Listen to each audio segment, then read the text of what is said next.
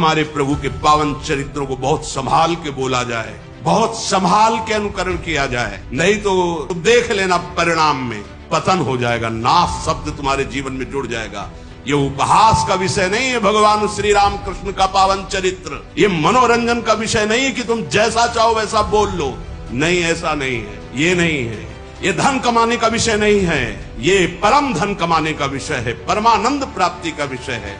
हम इन्हीं लीला चरित्रों को गा करके सुन करके तुम्हारे सामने दहाड़ते हैं। हमारे प्रभु के पावन चरित्रों को यदि आप मनोरंजन बनाओगे, यदि उनका उपहास करवाओगे, जो मर्यादा रहित चेष्टा करोगे, तो कोई भी हो दंड भोगना पड़ेगा, ये अपराध है। आज हम सत्संग को, भगवत लीला अनुकरण को मनोरंजन बना रहे हैं। बस रीझना चाहिए, सामने वाला रीझना चाहिए, बस वो हम कुछ बोले वो रीझे। तस्मात् शास्त्रम प्रमाणम ते कार्यो व्यवस्थित हो, जो शास्त्र सम्मत अनुकरण वही केवल उतना जितना समाज में पच जाए, भाव पुष्ट हो जाए, शास्त्र सम्मत भगवत लीला अनुकरण दर्शन किया जाए, शास्त्र सम्मत आचरणों के द्वारा भगवान की प्राप्ति होती है। मनमानी लीलानुकरण या मनमानी बोलना या मनमानी आचरण करना, ये केवल नरक प्राप्ति का हेतु हो सकता है, भगवत प्राप्ति का हेतु नहीं हो सकता। जैसा मन आए वैसा संत का नाटक बना दो, जैसा मन आए वैसा भगवंत का नाटक बना दो, केवल मनोरंजन करना चाहिए बस। आप चाहे बोले चाहे लीलानुकरण करे, तस्मात् शास्त्र, एक भी शब्द शास्त्र प्रतिकूल बोला तो ये मत समझना कि शास्त्र खिलवाड़ है या भगवान के चरित्र ऐसे ही गा दिए गए हैं। ये आस्था मनोरंजन का विषय नहीं है, मनोरंजन कभी आस्था नहीं हो सकती, और आस्था के साथ खिलवाड़ नहीं करना चाहिए। मनोरंजन का विषय नहीं बनाना चाहिए आस्था को।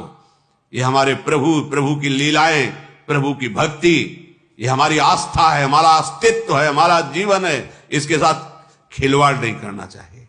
ये श्रद्धा और विश्वास और भावना का है, जो इसको मनोरंजन बनाता है, मानो हमारी आस्था के साथ, हमारी भावना के साथ खिलवाड़ करता है। सावधान, मन भंजन करके और भगवत प्रेम अनुराग में डुबोने वाला ये भगवान का पावन चरित्र, भगवान की लीलाएं, भक्तों के चरित्र हैं। इनको हम मनोरंजन न समझें, चलो थोड़ी देर देख लेते, थोड़ी देर सुन लेते हैं, नहीं, ये परम सच्चिदानंद है। इसीलिए हम लोग अपनी आस्था के साथ खिलवाड़ करते हैं। जो मन आता है वो नाटक बनाते, जो मन आता है वो नाटक देख लेते, जो मन आता है, ऐसे नहीं है। ये हमारी आस्था का विषय है, ये हमारे अस्तित्व का विषय है, ये हमारे जीवन का विषय है, इसके साथ खिलवाड़ नहीं होना चाहिए। देखो, हमारे प्रभु जैसा ना तो कोई था, ना है, ना होगा।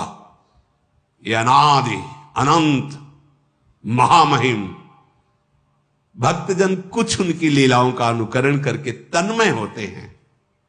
उसकी भी लीला की एक मर्यादा है। जिस समय हमारे ठाकुर मुकुट धारण करते हैं, महारानी जी की चंद्रिका, तो स्वयं रासाचार्य जी को देखा साष्टांग दंडवत और आरती करके, जय जय, मुकुट विराजमान, चंद्रिका विराजमान। लीला महासुख प्रदान करने वाली, हजारों को भक्त बना दिया भगवत लीला अनुकरण ने इस जीवन को भी। अगर वो लीला अनुकरण न देखते तो कैसे, क्या रास है, क्या ये मनोरंजन नहीं है, ये हमारी आस्था है, हमारा जीवन है, बहुत मर्यादित। हमने देखा है एक एक शब्द, एक एक कदम, क्योंकि ये केवल मनोरंजन नहीं, ये हमारी कृष्ण लीला, हमारे भगवान श्री हरि की रामलीला, या हमारे भगवान के पावन चरित्रों को मनोरंजन बनाया जाए, अपराध है, दंड भोगना पड़ेगा। लिख लो, हमारे प्रभु के पावन चरित्रों को यदि आप मनोरंजन बनाओगे, यदि उनका उपहास करवाओगे, जो मर्यादा रहित चेष्टा करोगे, तो कोई भी हो दंड भोगना पड़ेगा, यह अपराध है। बुद्धि भ्रष्ट हो जाएगी, लोक में निंदा होगी, और आपको लाभ कदापि न यहां न वहां। यह हमारा जीवन है, इसी के सहारे से हम भगवदानंद की अनुभूति करते हैं। देखो, गोपीजनों ने लीला अनुकरण किया भगवान की, हमारे परम पूजनी ब्रजवासी जन भगवान की लीला का अनुकरण किए। लीला अनुकरण भगवत प्राप्ति का एक सुदृढ़ भाव प्रकट करता है। हम भगवान के चरित्रों को सुन रहे हैं, या भगवान के लीला चरित्रों का अनुकरण देख रहे हैं, ये हमारी आस्था का विषय है, ये हमारे भगवदानंद की प्राप्ति कराने का सहयोग है। एक एक शब्द, एक एक चेष्टा वैसी तो कोई कर ही नहीं सकता, क्योंकि भगवान अनादि अनंत महामहिम।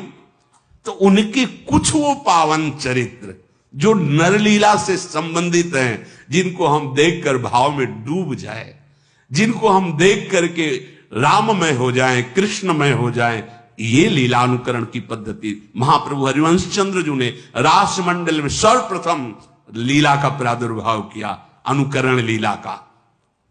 मोर मुकुट और चंद्रिका विराजमान करके रास, बड़ा जो रास मंडल, यहीं से रास का प्रारंभ। पहले हर रास में गाया जाता था नमो नमो जय श्री हरिवंश। ये रास विलास प्रकाशित करने वाले आचार्य महापुरुष जन प्रकट है।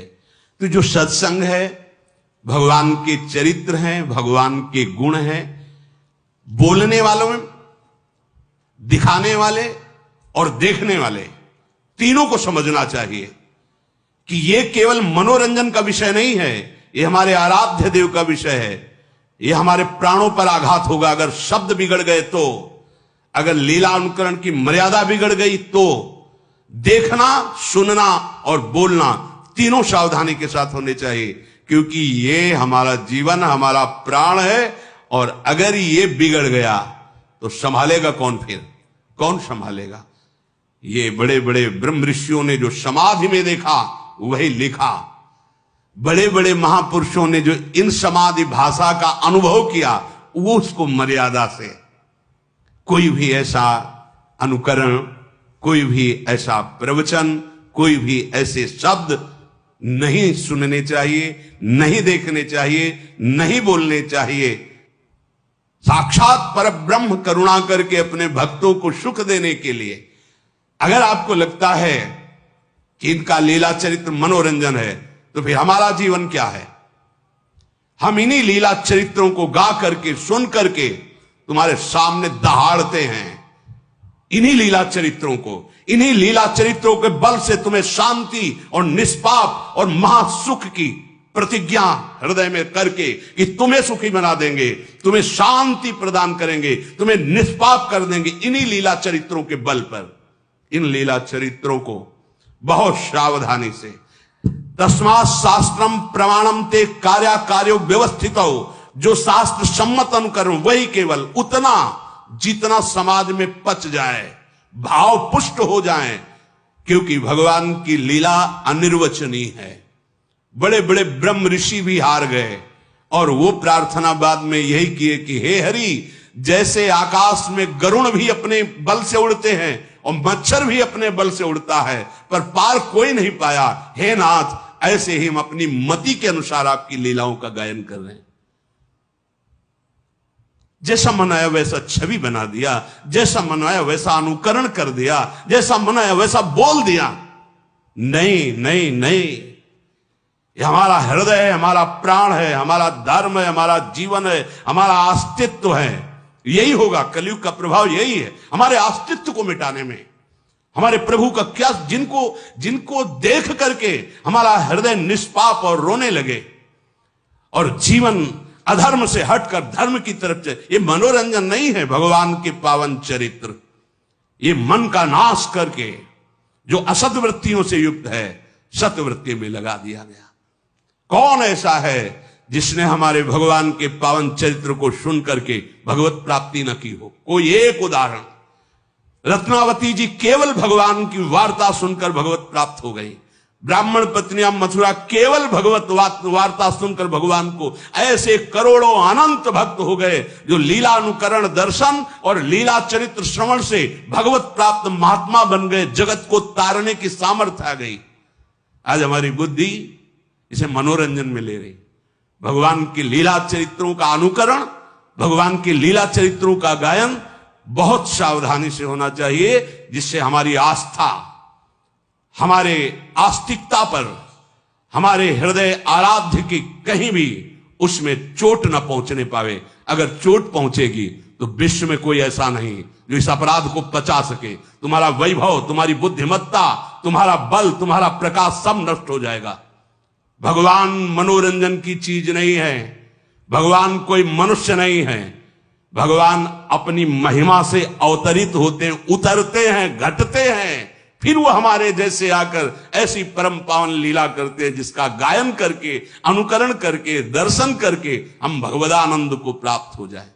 हम नर से नारायण बनने की जो यात्रा है वो इनके चरित्र से, इनके नाम से, इनके गुणों से, इनकी मुस्कान के बल से पहुंचते हैं। लेकिन भगवान की उन्नति नहीं हुई, भगवान अवतरित हुए। अवतार का मतलब घटना। वो अपनी अनंत महिमा से अवतरित होते हैं नर रूप में और फिर उतनी लीला करते हैं जिसको गायन करके, श्रवण करके, चिंतन करके हम परम पद के अधिकारी बने। आज हम सत्संग को, भगवत लीला अनुकरण को मनोरंजन बना रहे हैं। बस रीझना चाहिए, सामने वाला रीझना चाहिए, बस वो हम कुछ बोले वो रीझे। नहीं, ये बात नहीं। ये अगर ये बात रहेगी तो फिर हम भगवत प्राप्ति के मार्ग में बहुत बड़ा अपराध कर रहे हैं। चाहे हम उपदेश कर रहे हो, चाहे हम लीला अनुकरण कर रहे हो, कुछ भी, ये बहुत बड़ा अपराध हो जाएगा यदि हम अपने प्रभु की मर्यादा और महिमा को मनोरंजन में उतार देंगे। नहीं, ये तो सुरक्षित रखा जाए।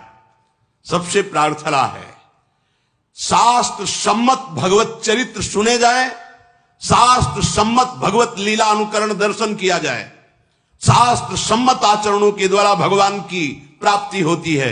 मनमानी लीलानुकरण या मनमानी बोलना या मनमानी आचरण करना यह केवल नरक प्राप्ति का हेतु हो सकता है, भगवत प्राप्ति का हेतु नहीं हो सकता।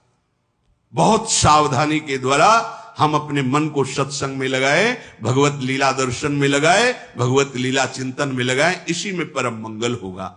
ऐसे करुणा निधान भगवान के जो चरणों का आश्रय, कैसे हम समझ पाएंगे कि हमारे वो भगवान है? जहां राम शब्द जुड़ा, कृष्ण शब्द जुड़ा, वहां हमारा जीवन जुड़ गया, हमारा प्राण जुड़ गया, हमारी गर्दन झुक गई। राम शब्द निकलते ही, कृष्ण शब्द निकलते ही अगर कोई बोलता है सामने से जय राधे, तो हमारी गर्दन झुक जाती है कि तुमने राधा बोला। उन हमारे प्रभु के पावन चरित्रों को बहुत संभाल के बोला जाए, बहुत संभाल के अनुकरण किया जाए, नहीं तो कोई पावर नहीं तुम्हें लगता है, लेकिन तुम देख लेना परिणाम में पतन हो जाएगा, नाश शब्द तुम्हारे जीवन में जुड़ जाएगा। ये उपहास का विषय नहीं है भगवान श्री राम कृष्ण का पावन चरित्र। ये मनोरंजन का विषय नहीं है कि तुम जैसा चाहो वैसा बोल लो, नहीं, ऐसा नहीं है, ये नहीं है। ये धन कमाने का विषय नहीं है, ये परम धन कमाने का विषय है, परमानंद प्राप्ति का विषय है। आज हम अपनी मर्यादा से विचलित होते चले जा रहे हैं। जैसा मन आए वैसा संत का नाटक बना दो, जैसा मन आए वैसा भगवंत का नाटक बना दो, केवल मनोरंजन करना चाहिए बस। सत्य वस्तु को ऐसे मनोरंजन में नहीं प्रदर्शित किया जाता। जो मन आवे सो बोल दे। सामने जो ग्रंथ रखा है तुम्हें उसी को आधार बनाकर चलना है। अगर कृष्ण चरित्र है तो तस्मात् शास्त्रम प्रमाणम, रामचरित्र है तो तस्मात् शास्त्रम प्रमाणम। आप चाहे बोले चाहे लीलानुकरण करे, तस्मात् शास्त्र, एक भी शब्द शास्त्र प्रतिकूल बोला तो यह मत समझना कि शास्त्र खिलवाड़ है या भगवान के चरित्र ऐसे ही गा दिए गए हैं। तुम्हारे सामने जब दंड उपस्थित होगा तो तुम भोग नहीं पाओगे।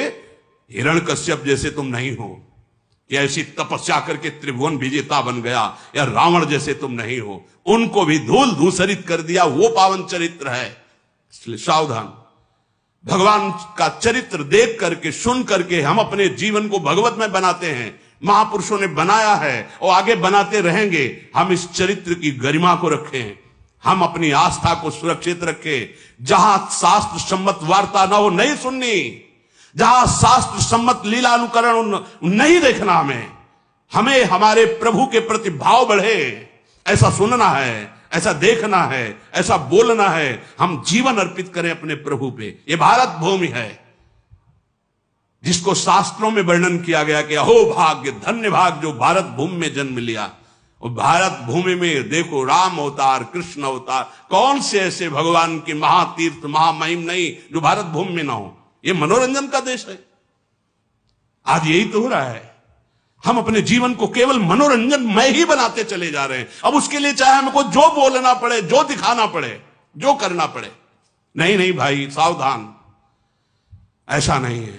अगर हमारे प्रभु के साथ तुम्हारा खिलवाड़ शुरू हुआ तो तुम्हारे साथ वो खिलवाड़ शुरू होगा कि तुम संभाल ही नहीं पाओगे, क्योंकि त्रिगुणात्मिका माया उनके आदेश से चलती है। तुम्हारा धन, तुम्हारा वैभव, तुम्हारी बुद्धिमत्ता, तुम्हारा पद मिट्टी में मिल जाएगा। ये भगवान के पावन चरित्र हैं, भगवान के पावन गुण है। संभाल कर बोलो, संभाल कर सुनो, जिससे तुम्हारा भाव बढ़े, तुम भगवदानंद को प्राप्त हो। श्री राधा वल्लभ लाल की।